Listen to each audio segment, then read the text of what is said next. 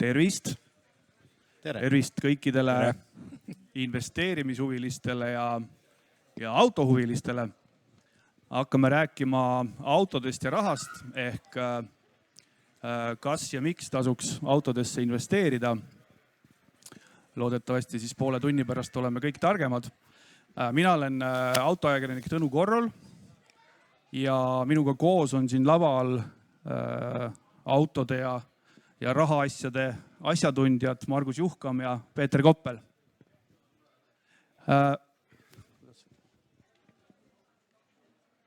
Nii, nüüd on nimed ilusti näha ja tiitlid ka. Alustame, Peeter, äkki sinust, et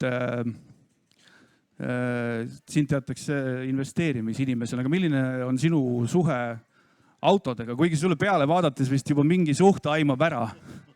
See oli täitsa meelega. Ei, minu suhe autodega on selline, et mulle lihtsalt meeldib nendega sõita. Ma pean tunnistama, et ma päris selline mingisugune aus davotiste kätega tegelane ei ole, aga mulle meeldib sõita, mulle meeldib vahetevahel sõita kiiresti seal, kus tohib. Ja mulle üldiselt meeldib näiteks autode disain, mulle meeldib see emotsioon, mulle meeldib mõningate nii-öelda autode ajalugu, lihtsalt sellepärast, et sinna kontsentreerub nagu mingisugune selline inimese tehnoloogilise mõtte selline tipptase ühel hetkel kenasti sisse. Nii et ma lihtsalt olen selline natukene petroseksuaalne tegelane. Margus, sina vist oled tõsisemalt ja igapäevaselt automaailmas sees? No, niivõrd kuivõrd, et täna enam mitte. Et Veho võttis meie raske töö üle siin 5 aastat tagasi, mis puudutab siis nii-öelda Mercedes esindamist, et võib-olla seda päris igapäevast mul ei ole nii-öelda, aga mis puudutab meie kollektsiooni haldamist, siis see on olemas ja tahab ikka nii-öelda igapäevast tähelepanu saada. Mitte ka samamoodi, et ma ei ole ka nüüd selline, kes telefoni kõne peal läheb kruviist mutret keerama, et eks mul abimehed olemas selle jaoks, aga ütleme, et tegevust jagub. Ma lisan siia juurde, Margus on tagasihoidlik, ma lisan siia juurde, et Margus siis haldab Eesti ühte suuremat autokollektsiooni, mis koosneb umbes 150 autost ja muud laadi sõidukist ja tema töö on siis seda kollektsiooni hallata, mitte ainult selles mõttes, et kuidas see investeerimise vaates on, vaid ka laiema haldamise mõttes, eks ole? Ja, seda küll, et haldamine see ongi, et ega tutvustame, osaleme üritustel, hoiame korras, hangime juurde, võib-olla mõnda teinekord müüme, rendime ka, et kõik need sellised tegevused on, et kindlasti ma igapäevaselt oma tööaega pean ikkagi võib-olla olulisemate teemadega tegelema, mis võib-olla rohkem raha sisse toovad. aga sellegi poolest, et jah, rääkides investeerimisest, siis tegemist on arvestatava nii-öelda kapitaliga, mis sinna on paigutatud ja arusaadult tuleb sellega hästi nii-öelda ringi käia, et vähemalt oma väärtust kogu hoiaks ja pigem siis kasvataks.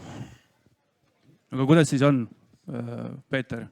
Saame tõsimeeli rääkida autodesse investeerimisest või? No tegelikult saame, aga siin tuleb väga selgelt võib-olla nii-öelda rääkida 2 sellisest suhteliselt suurest äärmusest.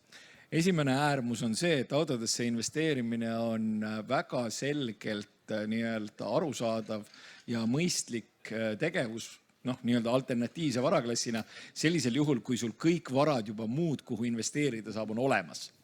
Ehk siis põhimõtteliselt see võib moodustada lihtsalt ühe väikese komponendi ja mingisuguses kontekstis, nagu siin kaaskannatajad võivad ka rääkida, et see pakub ka tegelikult ju rõõmu sellisel juhul. Ja kui on mingisugune selline nii-öelda selgelt suurem kollektsioon, sellel on suurem kontseptsioon taga, seda hooldatakse kõik, need autod on esiteks erilised, teiseks haruldased, siis loomulikult. Teine võimalus on see, siis kui võib-olla see ressursid on piiratud ja võib-olla ülejäänud nii-öelda investeerimistegevus on näiteks liiga keeruline või ei olda selle ala spetsialist ja siis fokusseeritaksegi ennast võib-olla ainult autode kollektsioneerimisele ja võib-olla sellest siis nii-öelda mingisuguse investeerimisportfelli laadse asja nagu tegemisele. Minu arusaama kohaselt kõik, mis sinna vahele jääb, on selline tegevus, mille kohta võiks teha rohkem kriitikat ja seda ilmselt nagu liiga mõistlikuks pidada ei saa. Ehk siis 2 võimalust. Esiteks, kui kõik muud nii-öelda investeeritavad varad on juba nii kaetud, ja siis võib-olla lisada sinna üks alternatiivne komponent ka autotee näol või siis teine võimalus on see, et kui ollakse selle asja nagu totaalne spetsialist ja fokusseerutaksegi ainult sellele, et kõik, mis vahepeale jääb, see minu jaoks ei pruugi eriti mõistlik olla. Margus, sa nõustud? Ja laias plaanis küll, et ega kui me räägime investeeringust, et investeering kui selline, et ega see ikka eeldub mingisugust ju turu olemasolu, et see näeb seda, et asjal on väärtus ja ega auto ju selles mõttes ei ole midagi teistsugust. Samamoodi on seal arvutil väärtus, seal veepudeli väärtus. Nüüd on küsimus ongi, et kui me räägime investeerimisest, siis auto on ka selline vahend, et kõik on küsimus ajastamiselt, mis hetkel sa ostad. Ja ütleme, et ongi, et olles siis see nii-öelda teine variant, et sa pead sügaval teemas sees, et ongi, et ei ole kõik autod suugi võrdsed, et ühel on ajastus võib-olla uuena ostes, teisel nii-öelda 30-aastasena, et millal see õige moment on, et sa saad seda parima hinna kätte, seda parimat tootlust saada. Nii et see eeldab ikkagi päris tõsiselt teemas sees olemist ja ütleme ka, et see investeeringu mõttes on jah, kui näiteks aktsiaturgu võib jälgida või siis ka nii-öelda tooraine turgu, et siis klõpsid iga päev korra arvutit, aga ma arvan, et autoturul ikkagi pigem on see ajaline mõõdik hoopis midagi muud. Ehk seal kiirest tootlust ei ole. Ühtepidi inflatsioonikaitse, ma arvan, täiesti olemas seal, aga jah, et teistpidi ole tegemast investeeringuga, mis nii-öelda on riskivabast, tähendab, et sa pead pidevalt oma see investeeringuga tegelema, hoidma, hooldama, sõitma, kindlustama, kõiki muid asju tegema, tähendab, see on jookse kulu peal. Nii et kõik need asjad tahavad arvestamist saada. Jah, et ma lihtsalt omalt poolt lisaksin, et tegu ei ole siis sellise asjaga nagu aktsiad, et telefon on käest, et klõps, ostad ära, ootad nädal aega ja siis müüd 10% kallimalt või odavamalt maha.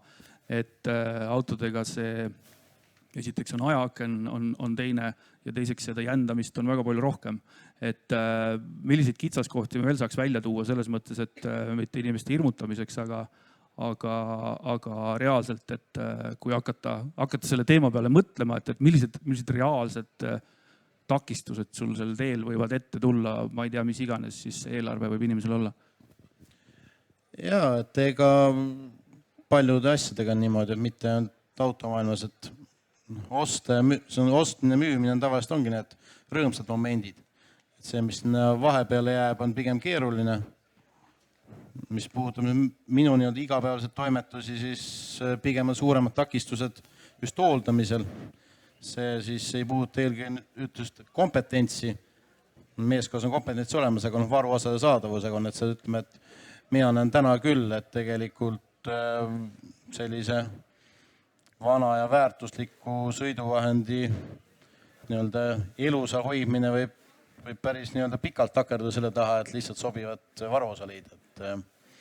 Et see on nii ja naapidi päris palju peavale põhjusta, pluss siis siinkohal ka siis Eesti turu väiksus, et võib-olla 90% teemast polegi siin Eesti pinnal lahendatav, tulebki välismaal vaadata. Kui me läheme edasi, siis ma tean, enne kui ma rääkisin mõne tuttavaga, et tulen siia esinema koos sõpradega, siis kohe esimene küsimus oli, et no aga millisesse autosse siis? Millisesse autosse? Kas mark ja mudeli aasta arv või prooviks alguses äkki niimoodi üldisemalt, et millised need autod siis on, mis ajas hinda kasvatavad? Sellega on selles mõttes kaks väga vallatud sõna ja see tegelikult kehtib väga selgelt ka teiste võib-olla analoogsete reaalvarade kohta või kui neid saab niimoodi reaalvaradeks nimetada. Mulle lisaks autodele meeldivad ka näiteks kellad. ja kelladega on konkreetselt nii, et on kaks erakordselt olulist sõna ja mõlemad on siin juba tegelikult läbi käinud. Esiteks on haruldus ja teiseks on erilisus. See siis tähendab seda, et erakordselt suure tõenäosusega mingisugune selline asi, mida on nagu, ma ei tea, 10 aastat järjest kohutavates kogustes välja lastud, no see ilmselt kunagi nagu ei saa olema selline, mis hirmsamal kombel hinda kruvib. Ja täpselt samamoodi erilisus ehk siis ta peab mingisugused sellised emotsionaalsed komponendid, mis seal võivad taga olla. Näiteks eelmised omanikud. On olemas selliseid inimesi, kes näiteks kollektsioneerivad ainult ühe konkreetse Itaalia tootja autosid, mille eelmised omanikud peavad olema olnud rockstaarid. Nii, seal tekib konkreetselt selline erilisuse komponent juurde ja väga sageli see autode puhul ja mis seal salata, võib-olla kellade puhul ka, kellade puhul nagu see ei ole nii suur probleem, see originaali lähedus. Ehk siis kuivõrd originaalsena on suudetud teda hoida. Ehk sul võib olla tegelikult ka haruldane ja eriline auto, aga kui ta koosneb pahtlist, siis jällegi tõenäosus, et ta hind nagu väga ülespoole saaks tiksuda ja teda oleks võimalik investeerimisobjektina käsitleda, see tõenäosus on suhteliselt väike. Margus, millistesse autodesse investeerida? Paluks ka mudeleid ja marke, paluks konkreetsust. Ja, loomulikult.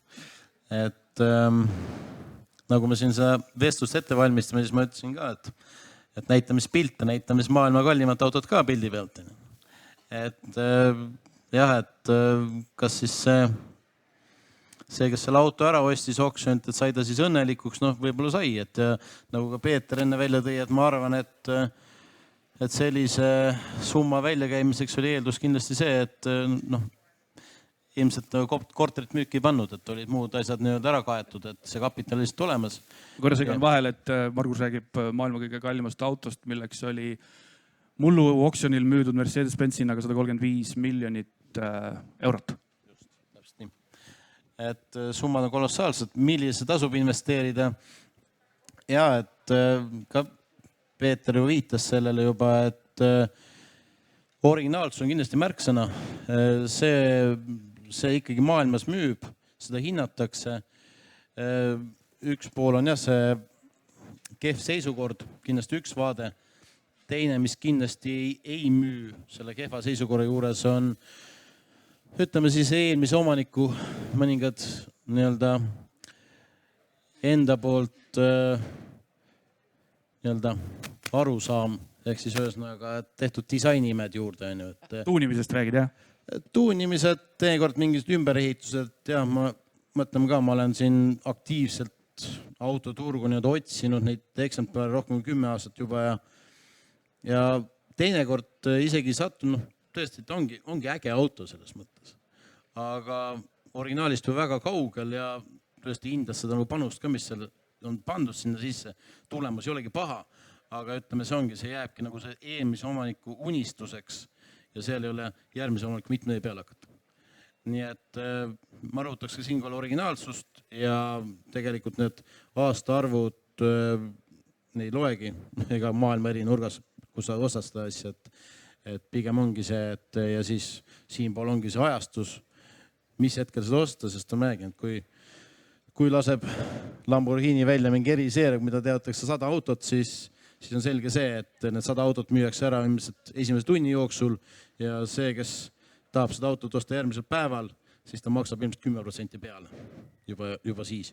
Nii et ja samas, kui me räägime siis laiatarbeautost, ütleme, et ilmselt läheb mingi hindaga Volkswagen Passat aastast 2001, aga see tähendab seda, et siis peab selle hinnakõver juba see langus läbi tegema, et võib-olla läheb sinna siis 10 aastat aega, kui see populatsioon niivõrd väikseks jäänud, et see auto on haruldane, kui ta heas korras ka on, siis juba tõesti juba kaastub ka investeerimisobjektina.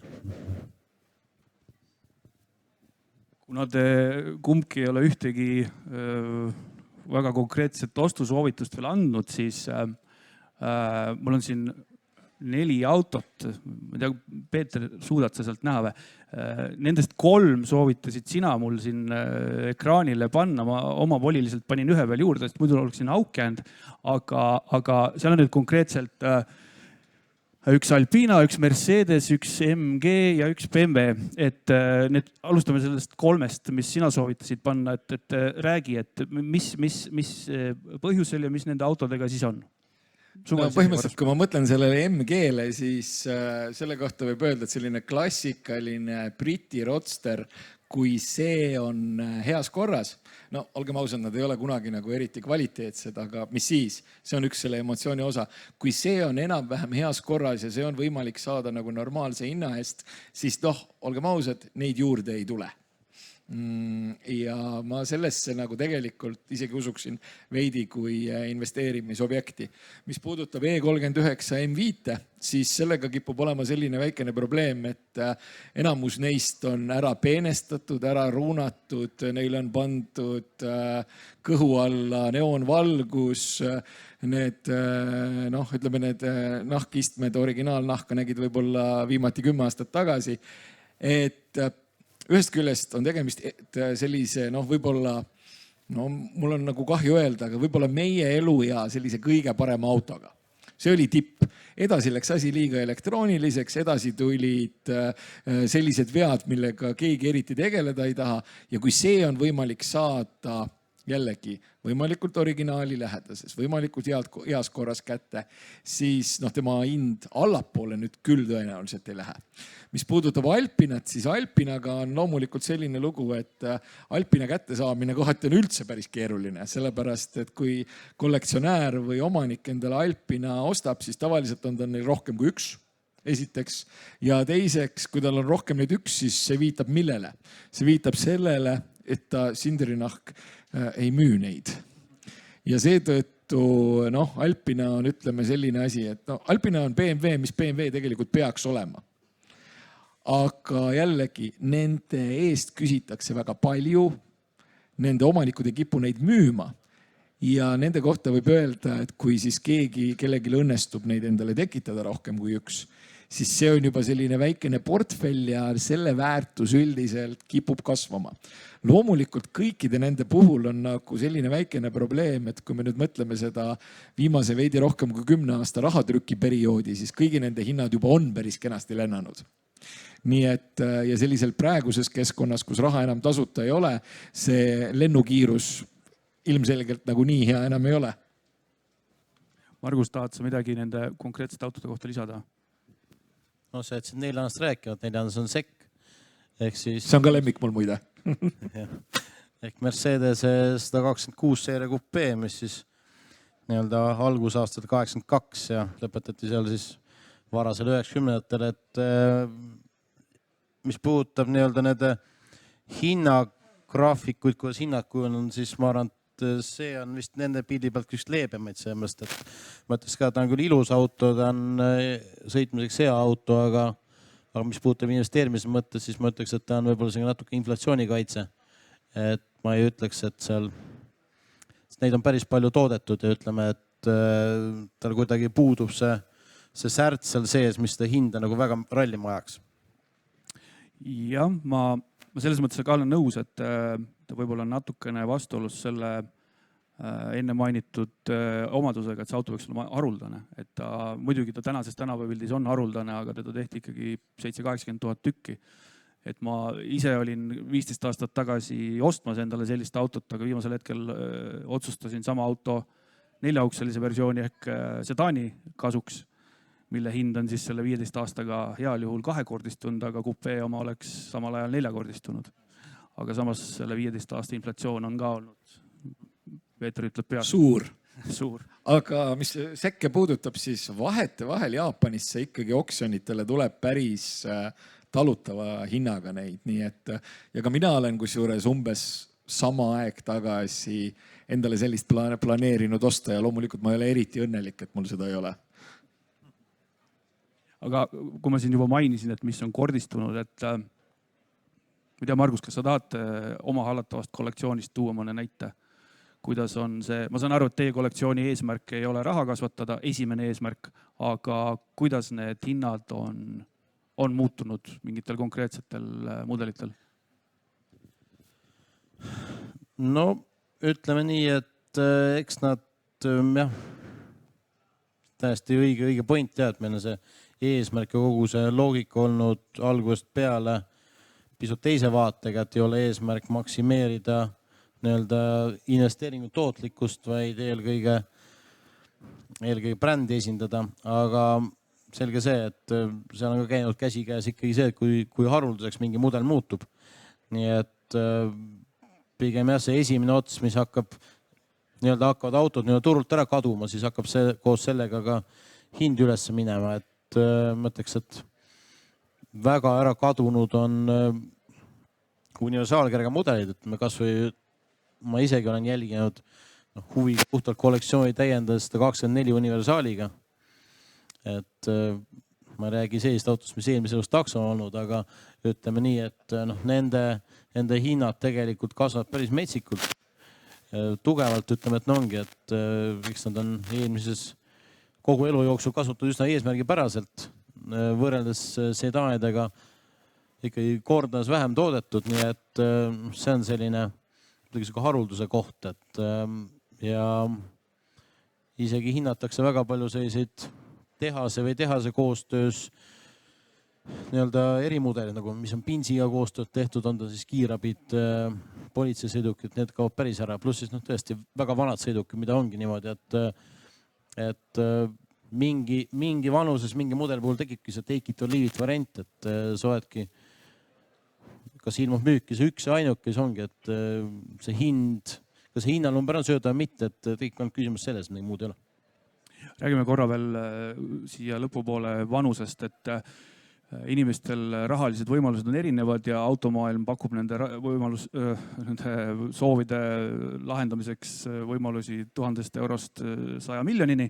Kui me räägime 2024, et mis vanuses autosid, sõltumata siis rahakotist, me umbes praegu peaks jälgima, et mille hinnad on oletatavasti siis põhjas, mille autode seisukord on veel piisavalt hea ja et on mingisugune lootus, et see hind hakkab kasvama kunagi tulevikus. Kui vanadest autodest me räägime? Ma kahtlustan, et me räägime kuskil 20 aasta vanustest hetkel. Sellepärast, et nende 20 aasta vanustega on selline tore lugu, et kui me nüüd mõtleme sellisteid veidikene ägedamaid, siis mitte nii kaua aega tagasi olid ju need 20 aasta vanused autod sellised, mille kohta ja nende omajad olid sellised, kellel pidi olema ju kogu aeg ja kõige uuem ja kõige parem.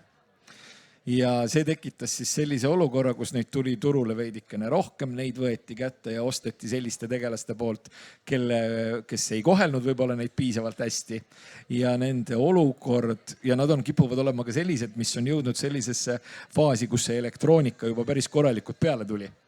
Ehk siis see ühel hetkel tõenäoliselt tekitab pakkumise poole peal sellise, ütleme pitsituse.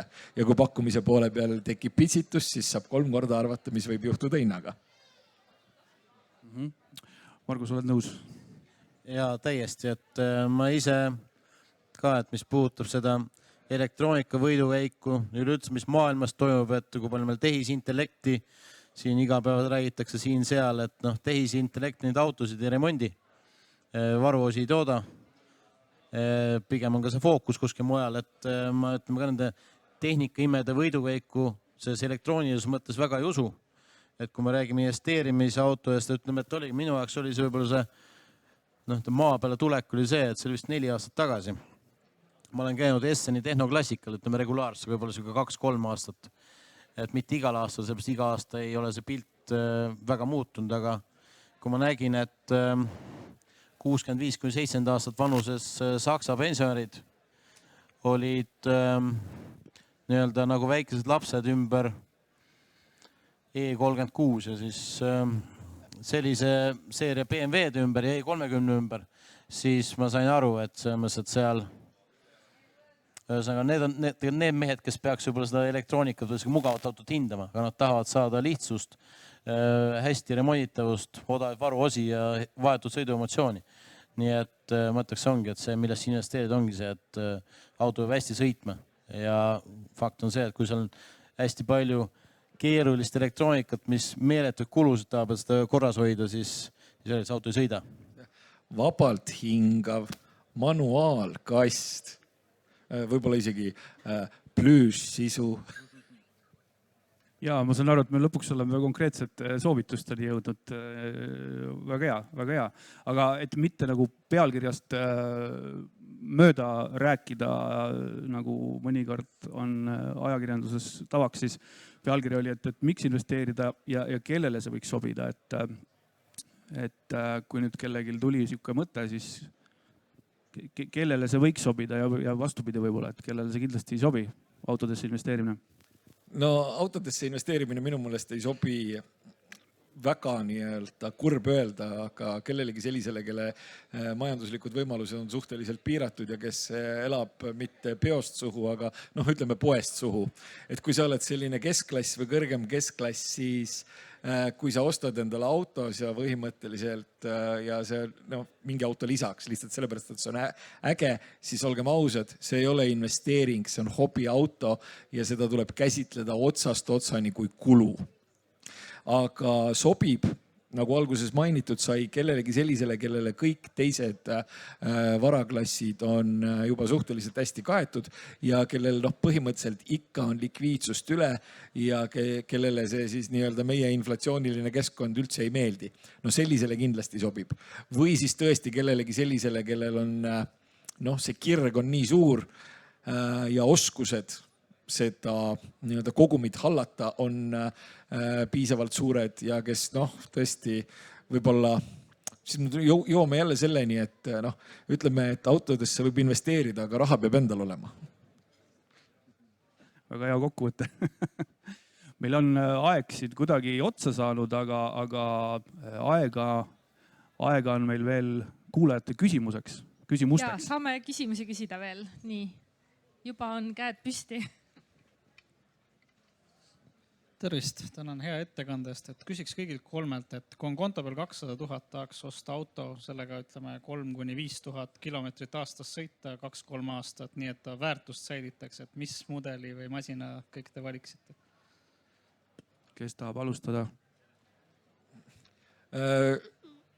Kui me räägime nagu sellisest kogusest sõitmisest ja väärtuse säilitamisest, siis mul on kuri kahtlus, et selle auto värv peab olema Corsa Rossa ja seal peab olema sellise hüppava hobuse pilt peal. Kui kruttisin siin pilti, siis ma näitan selle, kuidas see näitab. Ühesõnaga see punane auto, millel on seal tiivad või tiibade moodi uksed üleval. Ma võtaks selle, see Mercedes-Benz SLS AMG. SLS võib natuke üle hinnata, aga ma ütleks ka, et võib-olla see raha eest on mõistlik minna Porsche esindust läbi ja ütleme, et see auto hoiab väga hästi oma hinda, kuna ta nii vähe aastas sõidab, et loomulikult peab see olema ainult 911, et ei midagi muud. Või siis ka, ma arvan, et GT4 on ka päris hea valik. Natukene võib-olla siis samasse auku minev küsimus selle kohta, et toimub selline kogu maailma elektrifitseerimine ja muud asjad, et kas on mõned mudelid, mis on nagu praegu uuena ostetavalt just asjad, mis võiks olla nagu tuleviku, ütleme hästi pika plaaniga mingi asi, mis nagu, ma ei tea, räägime siin võib-olla Alpina B5 GT-st, Porsche GT3 RS-ist, äkki mingid siuksed asju? Oota, aga mis see küsimus täpselt oli? See, et kuna ütleme, et sisepõlemismootorite nii-öelda võidukäik on lõppemas, et mis võiks olla praegu uuena ostetavad tulevikuklassikud? No minu arusaam on see, et võite kirja panna, võite küsida mõne aasta pärast. Sisepõlemismootorite võidukäik ei ole lõppemas. Sisepõlemismootorid elavad oluliselt kauem, kui praegu arvatakse. Võib-olla küll hübriidkujul, aga igal juhul. Aga selles mõttes, et tavalised kahtlusalused ehk siis need 2 firmat, millel mõlemal on hobuse pilt märgi peal. Täiesti, mul ei ole mitte mingisugust küsimust selles. Ja mis ülejäänutesse puutub, siis ei oskagi nagu midagi nimetada, sellepärast et ülejäänute puhul kipub olema, tahaks ju veel mõned brändid öelda, aga kui vaadata seda, et millised need ajaloolised hinnaliikumised nendel veel mõnedel brändidel olnud on, siis nad ei ole nii hästi hinda hoidnud, midagi ei ole parata. jah, selles mõttes vist tuli vastus ära, et on küll selliseid autosid ja tuleb vaadata sinna kallimasse turu otsa ja tuleb otsida siis võimalikult, nagu me enne rääkisime vanade autode puhul, et võimalikult haruldast autot, mis tähendab siis seda, et mida juba uuena, et on ette teada, et teda tehakse hästi vähe. Et paraku nendega on see, et kui mingit Lamborghinit, mis iganes Ferrarit on ette teada, et tehakse 100 tükki, siis kui see info tuleb avalikuks, siis need 100 tükki on reeglina ka juba ette maha müüdud. Ja omalt poolt lisaks ka, et ma arvan, mis puutub sellist suhteliselt laia tarbekaupa, mida täna toetakse, arendatakse, siis ma arvan, et siin ei tasu väga nagu muretsa, et mingi asi hinda läheb. Aga suur tänu teile, Margus, Tõnu ja Peeter, väga põneva vestluse eest. Kahjuks aeg surub peale ja peame siit nüüd edasi minema Veho Kahutiga, nii et Margusele ja Peetrile anname kingitused ja Tõnul siis palume veel edasi jääda Kahuti läbi viima.